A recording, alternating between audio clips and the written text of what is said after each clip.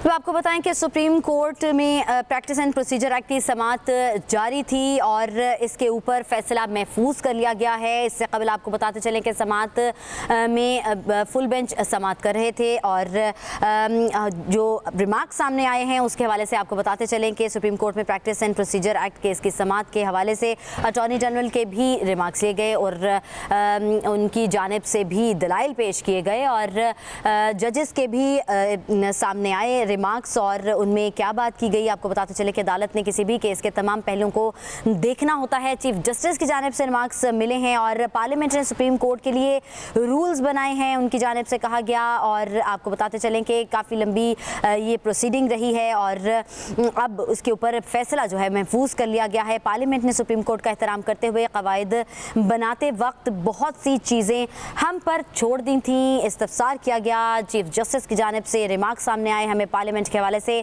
मनफी नहीं सोचना चाहिए कि उन्होंने कुछ गलत किया। एक इदारे को दूसरे इदारे से लड़ाने की कोशिश ना की जाए, ये वाज़ेह तौर पर सामने आया है चीफ जस्टिस की जानिब से। उनकी जानिब से ये भी कहा गया कि क्या किसी को मालूम है कि हमने ये term master of the roster कहाँ से सीखी है।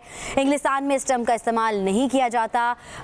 इस समाअत के हवाले से आपको अपडेट कर रहे हैं कि सुप्रीम कोर्ट में प्रैक्टिस एंड प्रोसीजर एक्ट की केस की समाअत जारी थी जिसपे फैसला महफूज किया गया है। हमारे साथ जुड़े हैं अमजद भट्टी, मजीद तफसीलात हासिल करते हैं उनसे। अमजद, बताइएगा।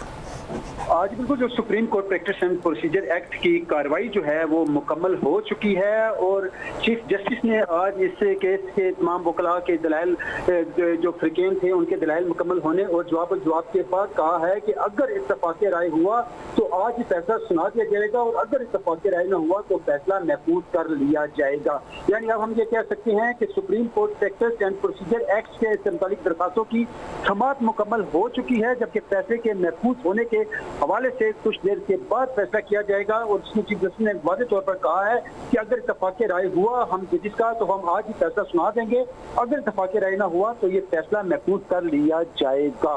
इस सिलसिले में आज जो अटॉर्नी जनरल थे आज उन्होंने अपने दलाइल मुकम्मल किए और उसके बाद जो हसन इरफान जो वकील हैं उन्होंने जवाब में उन्होंने अपने दलाइल दिए और उसके अलावा जो इकराम चौधरी एडवोकेट हैं उन्होंने भी अपने दलाइल दिए और सदर सुप्रीम कोर्ट बार जो है उन्होंने भी अपना मुख्तसर जो है वो जवाब जमा करवाया उन्होंने किया। अब इस वक्त समाअत मुकम्मल हो चुकी है, जबकि फैसले के हवाले से कुछ देर के बाद चीफ जस्टिस के मुताबिक बताया जाएगा कि अगर जजेस जो है वो supreme court practice and procedure act के हवाले से अगर कोई इत्तफाक़ राय हुआ तो फिर अब से कुछ देर के बाद सुप्रीम कोर्ट का ये full court practice and procedure act से मुतालिक दरखास्तों पर फैसला सुना देगा। लेकिन अगर इस हवाले से इत्तफाक़ राय ना हुआ तो फिर इसका फैसला महफूज कर लिया जाएगा। वो आइंदा आने वाले दिनों में supreme court practice and procedure act के मुतालिक दरखास्तों पर आइंदा आने वाले दिनों में ये महफूज फैसला सुनाया जाएगा। जी।